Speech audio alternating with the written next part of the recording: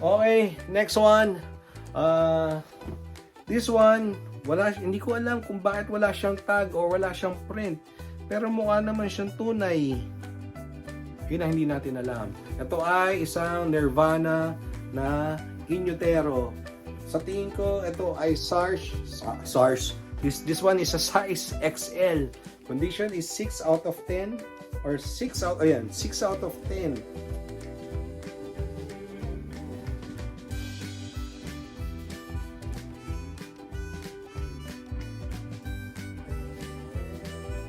Wala siyang hindi man siya nakalagay na kung hindi ko nakita kung ginupit ba to o hindi. 6 out of 10, 7 out of 10. Yan. Nirvana. Ganda sana Kaso wala yung tag. Hindi natin ngayon alam kung anong history nitong damit na to. Okay, next one is another button down. So para sa mga nag-opisina, naghahabulan tayo kasi panay tayo polo shirt and whatnot.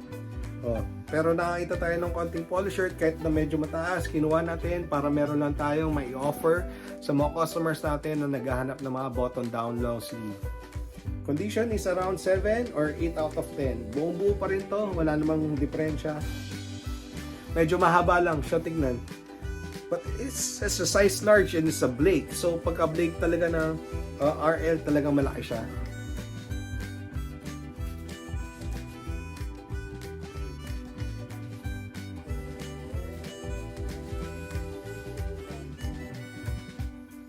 Okay, again, 7 or 8 out of 10 condition.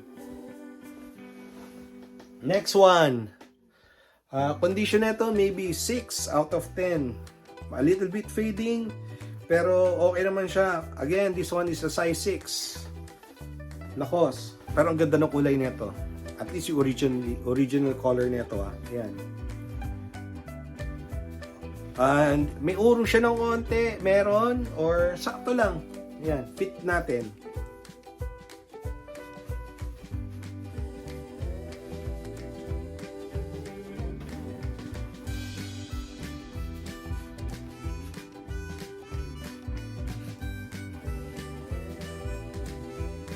Ayan, kayo mag-decide. Basta yan. Again, 6 or 7 out of 10. Wala naman siyang butas. Medyo may fade lang ako nakikita ng konti.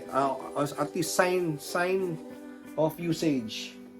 But still, presentable in my opinion. In my opinion. Next one is a Heritage Slim Fit. So, ano to? Penguin, long sleeve, size XL, condition, 7 or 8 out of 10.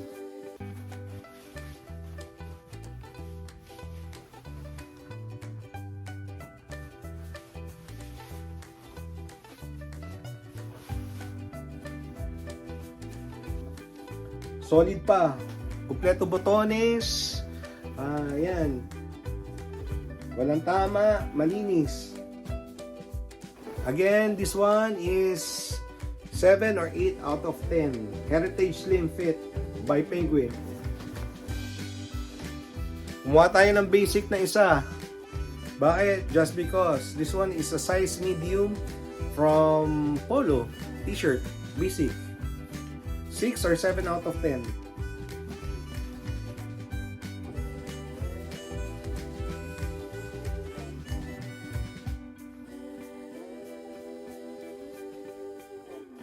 Ganda ng colorway, basic.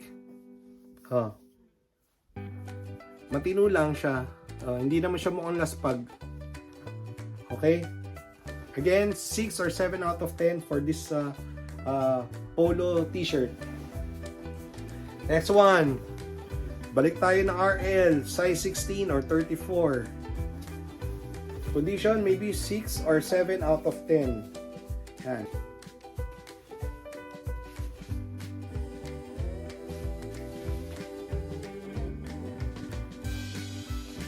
Maybe 7 out of 10. Nothing wrong with this one. Buong buo siya, kompleto buttons, walang butas. Hindi naman ganun kanipis yung yung hibla niya. Ayan. Mukha ba siyang bago? Well, depende sa gagamit. Mukha na presentable pa, presentable. Again, this one is maybe 7 out of 10.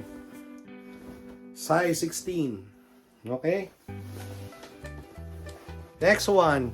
This one maybe this one is condition is maybe 5. 5. Meron siyang obvious na himulmol. Pero it's Carhartt size XL pocket tee. Yan. Kaya ako siya kinuha. Ngayon lang ako nakita ng ganyang kanilang logo. Size XL, loose. XL malapad. Baka pwedeng pumasok sa double XL ng Pilipinas. Kaya ako siya kinuha. Meron siyang back hip. Yan, back print.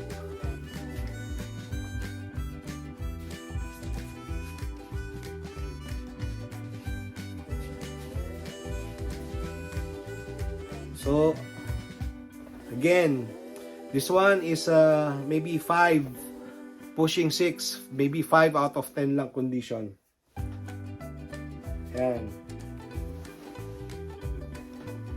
Next one. Balik tayo ng Penguin. Ito maganda. Size XL. Oh. Yan yung harap niya. Daming kulay nito. Kung mahilig ka sa makulay, yan. Condition is maybe 7 out of 10. Hindi ko nakakat ng 8. 7 lang.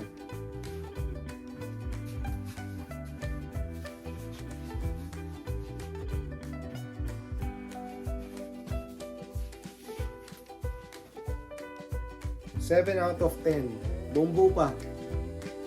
So, kung type mo to, mukha talaga penguin dito. Oh. Penguin na penguin yung at least yung kanyang tabas, yung colorway. Next one. Going back to RL. This one is a size large.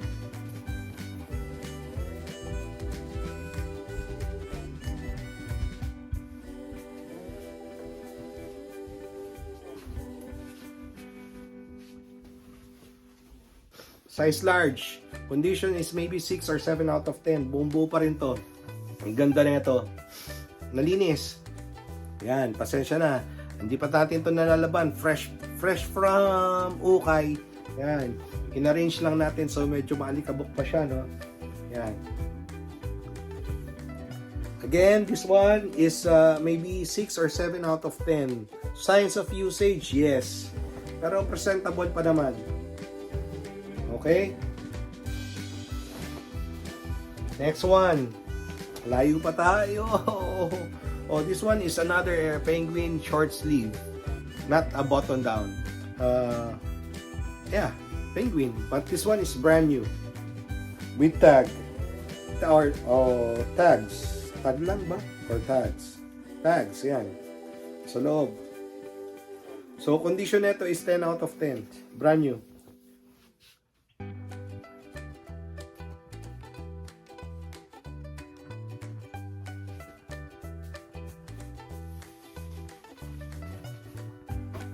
Wala siyang tama.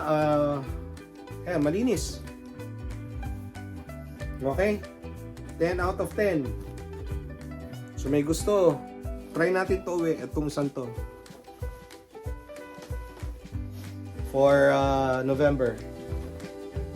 Again, this one is a button down from RL. Long sleeve. Size large again. Basic. Maybe 7 out of 10.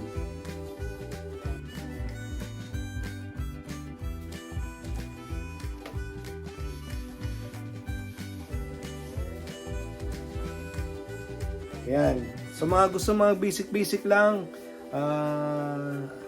gusto nyo ng pang 1 linggo na pang opisina, hopefully kasyo sa inyo to. Size large. Ganda rin na ito. Ganda na ito. Size large. Again, 7 out of 10 condition and colorway. Color condition. Next one, ito maganda rin, also from Polo. This one is a size XL TG. White. First time ko makakuha. Kasi pag nakita ko nito, usually may damage or may dumi or naninilaw na yung kilikili. But this one still solid. 7 out of 10.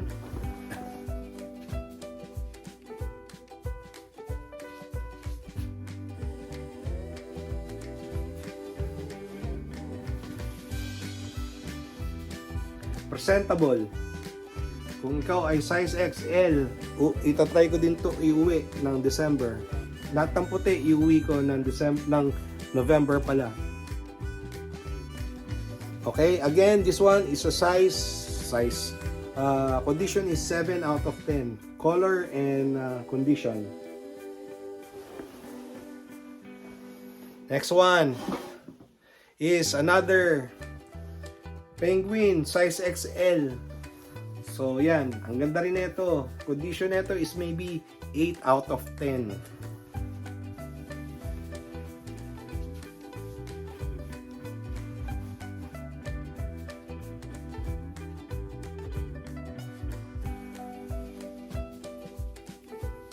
Konti na lang. Mukha na siyang brand new. Parang siyang bago. Konting plancha lang, konting laba lang, konting kembot lang. Wala naman siyang butas. Yan. Siguro may mga konting mga lint pero removable, yung mga hibla-hibla. Ito. Oh. Again, 8 out of 10 condition and color rate. Next one is another solid color size medium from RL. Oh. Ganda nito. Pero yung colorway nito, sa tingin ko pang summer na.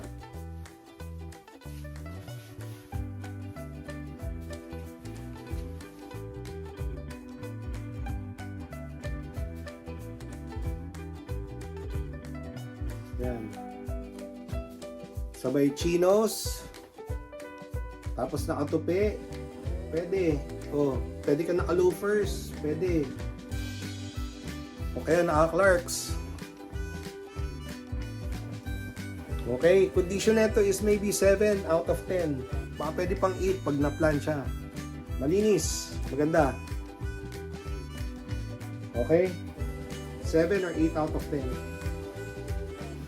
Next one, another long sleeve but not button down. This one is size 41 from Lacoste.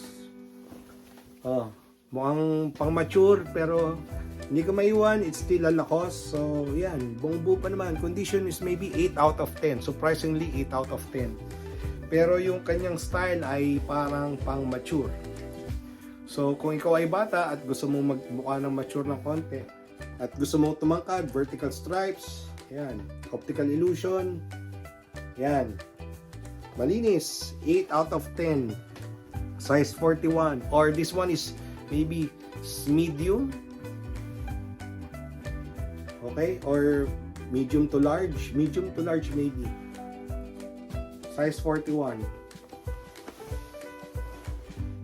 Tapos meron tayong dalawa na Heritage Slim na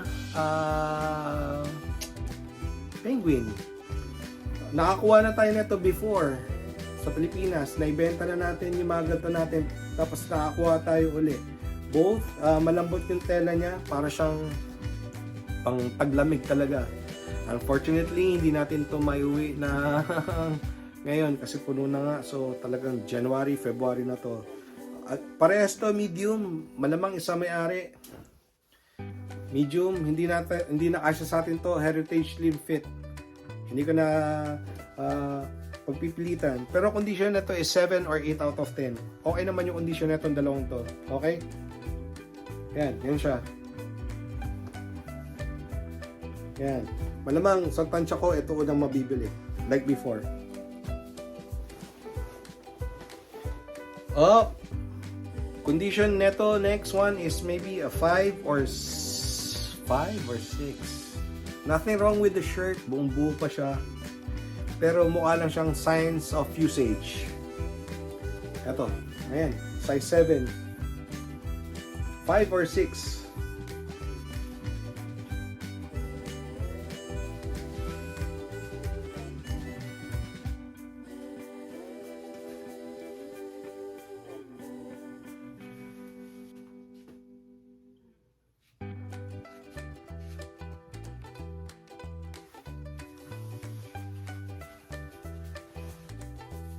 Okay pa naman siya. Okay pa naman. Presentable pa naman siya. Pero yun nga lang, yung signs of usage is kind of obvious. Pero yan. Size 7. Hindi naman siya urong. In my opinion, made in El Salvador. Okay? Again, this one is maybe pushing 6. Hindi ko naangat ng 7. 6 na lang. 6 out of 10. Nalalapit na tayo sa dulo. Bukod sa mga personal natin mga nakuha, ito yung mga nakuha nating iba na hindi natin masusukat. Another Levi's. This one is 5'10", 31 by 30. So ano siya, parang siyang straight slim. So swerte na makakuha nito. Condition nito is maybe 6 out of 10. May konting fade sa bulsa. Ayan bakat yung wale nung gumamit. Pero okay pa naman siya. May character na siya, may creasing na siya. 6 or 7 out of 10. Hindi ko na ito masusukat. Dito kasya sa akin.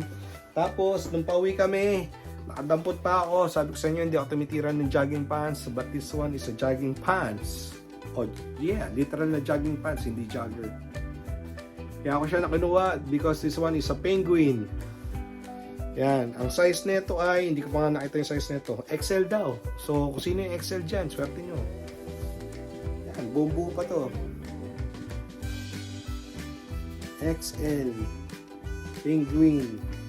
Tapos, last sa ating pambenta, sa ating Ukay haul review. Ako nga pala, hopefully bukas makapag-ukay tayo, makapag-shoot ako kahit konti. Dito lang ulit sa malapit kasi araw-araw naglalabas ng mga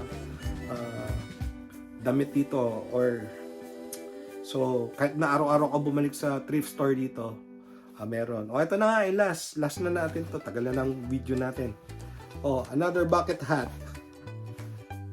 Quicksilver, condition 7 out of 10. Pati bucket hat 7 out of 10. Para siyang nylon, maganda. Yan lang siya. Okay. Yan lang yung video natin. Napahaba na naman tayo. Salamat sa pagsama. Hanggang sa muli. Salamat. Bye. Paalam.